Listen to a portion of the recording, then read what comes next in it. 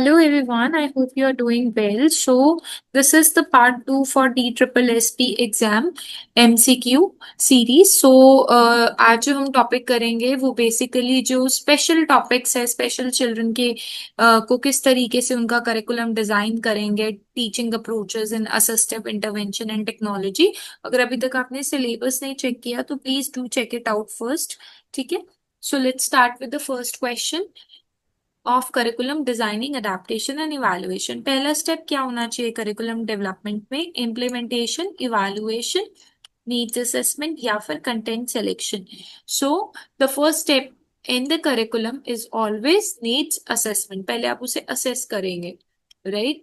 Then is, क्योंकि content selection जो है वो सिलेबस का पार्ट है, वो करिकुलम का पार्ट नहीं है। ठीक है, curriculum for children with ASD should primarily B rigid होना चाहिए कि इसमें चेंजेस ना कर पाए, focused on peer competition, flexible, based only on academic skill, so flexible and individual. Curriculum adaptation का क्या मतलब है? Using the same curriculum for all, minor changes for neurotypical learner, modifying content, process and environment to suit learners need, focusing only on assessment। so curriculum adaptation का मतलब है कि हम content को मॉडिफाई कर सकते हैं, प्रोसेस को और एनवायरनमेंट को लर्नर की नीड के accordingly. Which of the following is not a principle of curriculum design? इनमें से कौन सा प्रिंसिपल नहीं है? रेलेवेंस तो होता है, करिकुलम में कॉन्टिन्यूटी भी बनी रहनी चाहिए, कॉम्प्लेक्सिटी नहीं होनी चाहिए, so C is not the correct answer. Inclusive education में करिकुलम अडेप्टेशन को कैसा होना चाहिए, क्या इंश्योर करना चाहिए? स्ट्रिक्ट असेसमेंट नहीं होनी चाहिए, यूनिफॉर्मिटी भी नहीं बनी रहनी चाहिए, सारे पार्टिसिपेट करें, so this is important. Curricular focus for ASD should include competitive learning, memory based learning, social and communication या फिर rote memorization. So social and communication skill, ना कि हम उसको मेमोराइज कराएंगे या रोट मेमोराइजेशन कराएंगे या कॉम्पिटिटिव लर्निंग सिखाएंगे। टीचिंग किससे अलाइन करती है? टीचिंग कंफर्ट से, करिकुलम गोल से, पेरेंट एक्सपेक्टेशन से। तो correct answer is curricular goals. Fix text book नहीं होनी चाहिए, कोई भी टेक्स्ट बुक जो कि कर NCF के साथ मैचअप करे, ठीक है, उसके अकॉर्डिंगली हम टेक्स्ट बुक लगा सकते हैं। इंडिविजुअलाइज एजुकेशन प्लान किस में हेल्प करती है? डिसेबिलिटी रिमूव करने में, मेकिंग लर्नर इंडिपेंडेंट, एक स्ट्रक्चर्ड और अडेप्टेड करिकुलम प्रोवाइड करने में या फिर increasing classroom burden. So correct answer for this question is providing a structured and adapted curriculum. Evaluation जब हम करते हैं ऑटिस्टिक चाइल्ड का जो करिकुलम होगा आपका, तो स्टैंडर्डाइज बनाते हैं ऑब्जर्वेशन बेस्ड, एक साल में एक बार, या थियोटिकल। सो ऑब्जर्वेशन बेस्ड और वो कॉन्टिन्यूस रहता है। जो चिल्ड्रन विद ASD होते हैं, ऑटिस्टिक चाइल्ड होते हैं, उनके लिए करिकुलम टीचर लेड होना चाहिए, प्रिस्क्रिप्टिव होना चाहिए, फिक्स होना चाहिए, चाइल्ड सेंट्रिक, नीड बेस्ड या exam oriented. So correct answer is C. Teaching approaches, development approach किस पे एम्फोसाइज करती है? स्किल ड्रिलिंग पे। रिजिड इंस्ट्रक्शन हमें कभी नहीं देनी है, हमें मेक श्योर करना है लर्निंग हो बच्चे की at that developmental age. Which approach uses reinforcement to shape behaviour? कौन से अप्रोच से रीइंफोर्समेंट होगी बिहेवियर में चेंजेस लाने में? डेवलपमेंट, कॉग्निटिव, बिहेवियरल या फिर social. So correct answer is behavioural. Who is the most associated with behavioral approach? कौन सबसे ज्यादा एसोसिएटेड था? विगोस्की, पियाजे, स्किनर या फिर Gardner. So Skinner was the important one who was associated with behavioral approach। एक की फीचर कॉग्निटिव अप्रोच का क्या है? एक्सटर्नल रिवॉर्ड्स, बाहरी रिवॉर्ड्स दे रहे हैं, पनिशमेंट दे रहे हैं, मेंटल प्रोसेसिंग।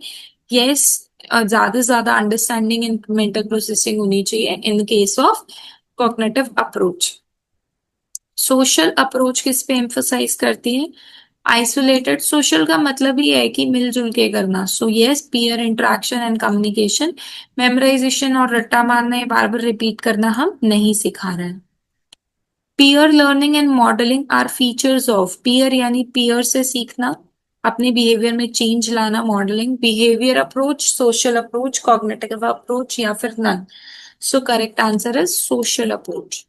टीचिंग स्ट्रैटेजीज कैसी होनी चाहिए एएसडी बच्चों के लिए? Verbal and heavy, visual and structured, unplanned या फिर fast pace? So it should be visual and structure because 70% of their learning goes with visual and structured strategies. Which of the following is a child-friendly teaching strategies? Child-friendly teaching strategies कौन सी हैं? Lecture देना, dictation करना, story telling करना या scolding, डांटना? So storytelling is the best teaching method. Role play कब effective है? Behaviourism में, सोशल लर्निंग में, ओनली स्पेशल स्कूल या फिर none? So correct answer is social learning में। Visual timetables and schedule benefit children with ADHD, attention deficit hyperactivity disorder, dyslexia, autistic special disorder या फिर normal IQ? So visual के लिए हम देते हैं आपका ASD। Then next topic, prenatal factor in ASD etiology include. Prenatal factors मतलब पैदा होने से पहले ही ASD की जांच कर चुके होते हैं, तो वो कैसे पता लगती है? एक्सीडेंट से, जेनेटिक जीन्स में कोई चेंजेस आ रहे हैं, या मदर को इन्फेक्शन है, बुलिंग या फिर poor teaching? So the correct answer is genetic mutation भी हो सकती है और मेटरनल इन्फेक्शन भी हो सकता है। कॉमन अर्ली साइन क्या है ASD का? Reading fluently by age 2, eye contact avoid करेगा, क्लाइंबिंग स्टेयर्स या फिर learning to cycle? So the correct answer is eye contact avoidance. Echolalia refers to? So echolalia is new word creation, नया word बनाना, repetition of heard word और phrases या फिर grammar errors या एक वोकैबुलरी एक्सपेंशन? आपने देखा होगा जो ऑटिस्टिक चाइल्ड होता है ना, वो रिपीट करते हैं वर्ड्स को, फ्रेजेस को। इफ यू से देम कि हैव यू ईटन फूड, तो वो भी दोबारा से बोलेंगे हैव यू ईटन फूड, ठीक है? तो वो इसे बोलते हैं इकोलेलिया। पर्सिवरेशन क्या है? एक सोशल बॉन्डिंग है, एक फोकस ऑन रिपीटेड एक्शंस और थॉट्स, लव ऑफ रूटीन्स या फिर sudden crime? So correct answer is focus on repeated action और थॉट। न्यूलॉजिज्म क्या है? फ्रेजेस को रिपीट करना, इमिटेट करना, सॉरी इमिटेट मतलब दोबारा से बोलना, कॉपी करना, क्वेश्चंस को रिपीट करना, नए स्टैंडर्ड नॉन स्टैंडर्ड वर्ड्स बनाना।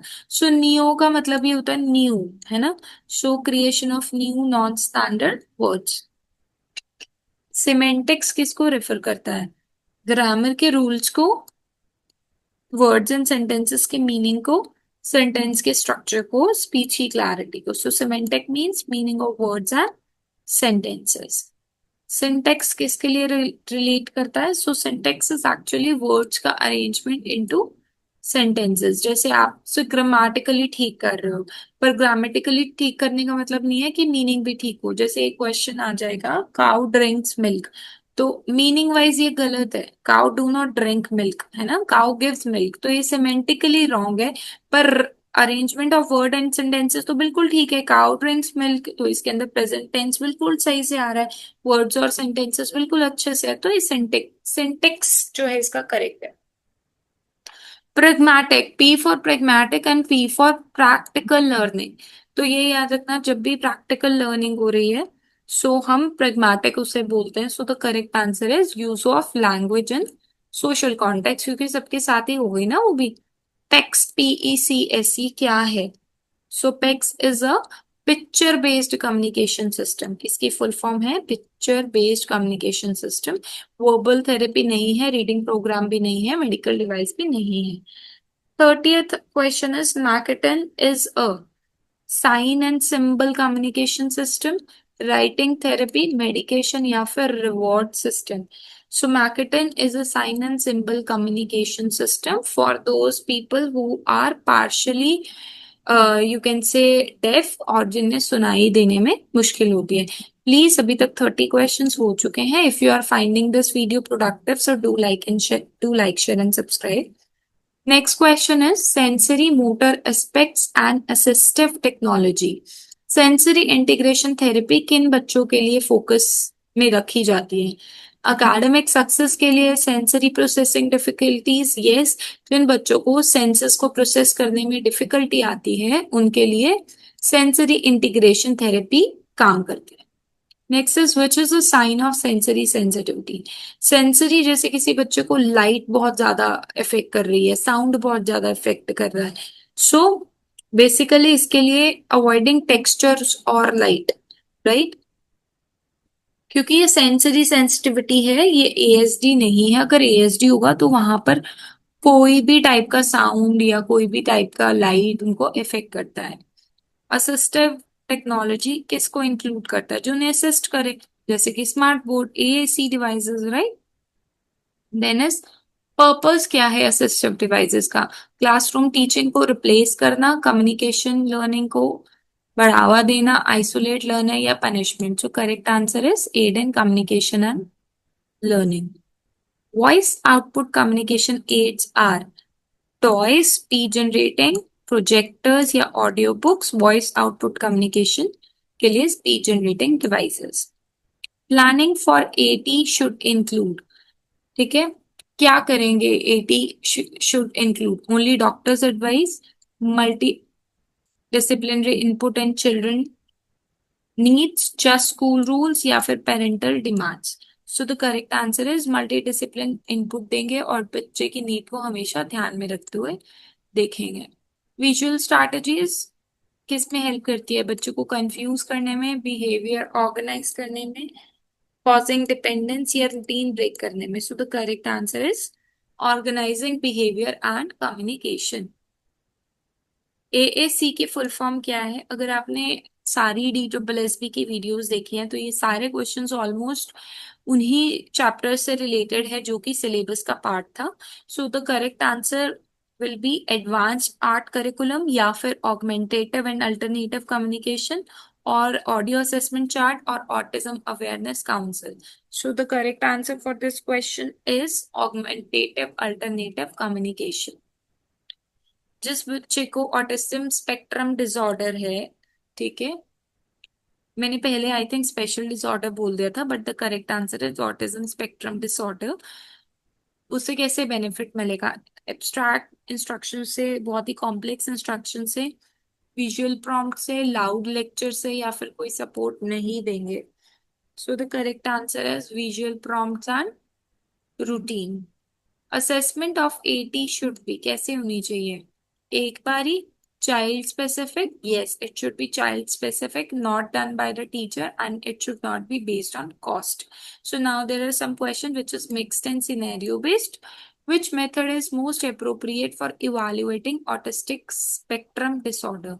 कौन सा मेथड यूज करेंगे इवेलुएट करने के लिए? Competitive exam, observational checklist and portfolios, oral test या फिर peer comparison. So yes, checklist and portfolio. Portfolio में एक डेली रिकॉर्ड रहेगा आपके पास। A child using picture cards to express wants is using. So देखो, स्पीच तो बोल के हो गई, विजुअल डिस्ट्रैक्शन भी नहीं है, वॉइस भी नहीं है, पेट्स है, ठीक है। सो पिक्चर से बच्चा क्या कर रहा है? रिप्रेजेंट कर रहा है what he wants to actually explain. A classroom adaptation for ASD include, कैसा होना चाहिए classroom? High stimulation, loud noises, clear structure and predictability या random seating. C is the correct answer. Clear structure होना चाहिए और प्रिडिक्टेबिलिटी होना चाहिए। जो बच्चे ASD होते हैं उन्हें कैसे बेनिफिट मिलना चाहिए? कौन सी टीचिंग टेक्निक से? रट्टा नहीं मरवाना है, विजुअल शेड्यूल्स कराने हैं, सडन टॉपिक जम नहीं करेंगे, ना ही ग्रुप में शाउटिंग होनी चाहिए। So B is the correct answer. Behavioural approach किस में हेल्प करती है? इंकरेज करने में उनके गलत बिहेवियर को, री enforcing positive behaviour through rewards देकर, इमोशनल एक्सप्रेशन या फिर disrupting routine. So the correct answer is री फोर्सिंग। पॉजिटिव बिहेवियर को री कर सकते हैं रिवॉर्ड्स देकर। जो ऑटिस्टिक स्पेक्ट्रम डिसऑर्डर लर्नर्स होते हैं उन्हें नीड, हेल्प की नीड है लॉजिकल रीजनिंग में, इमोशनल रिकॉग्निशन में, मोटर स्किल्स में, एब्स्ट्रैक्ट फिलोसफी में। सो एक्चुअली इमोशंस को रिकॉग्नाइज करने में, they are not able to recognise others emotions, ठीक है। ASD is usually diagnosed during college, late adulthood, early childhood, after 18 years. So correct answer is early childhood. जितना जल्दी हो सके उसे देख लेना चाहिए ताकि वो ज्यादा और ज्यादा सीवियर ना हो जाए, उसके लिए थेरेपीज देनी शुरू हो जानी चाहिए। मेन कंपोनेंट्स जो है एएसडी लर्नर के वो क्या है? Stress on theory, social communication and life skill, math and language, या फिर art and music. So basically ASD learner को हम social communication and life skill सिखाते हैं। यूज ऑफ रिवॉर्ड सिस्टम किससे अलाइन है? ह्यूमनिस्टिक अप्रोच से अभी ऊपर पढ़ा था ना कि रिवॉर्ड सिस्टम हम कौन सी अप्रोच में देते हैं? पॉजिटिव बिहेवियर को रीइंफोर्स करने के लिए, that is a behavioural approach. Constructivist approach नहीं है, बच्चा कुछ भी कंस्ट्रक्ट करके लर्निंग नहीं कर रहा है। एन इफेक्टिव टीचिंग स्ट्रैटेजीज कैसी होनी चाहिए एएसडी के लिए? प्रिडिक्टेबल होनी चाहिए, spontaneous, verbal lecture, या फिर ignoring behavioral signs? So correct answer is it should be predictable, routine and visual ज्यादा से ज्यादा reinforcement होनी चाहिए. So these all are the answers for this all the questions which we have done. ठीक है, so if you want to check it out of any of the question, right, तो आप यहाँ से एक बार देख सकते हैं वीडियो को पॉज करके। And if you find this video productive, do like, share and subscribe. In the next video हम अगेन 50 क्वेश्चंस और करेंगे सो दैट ज्यादा से ज्यादा आपकी तैयारी हो पाए। So if you like this productive, do like, share and subscribe. Thank you so much for watching.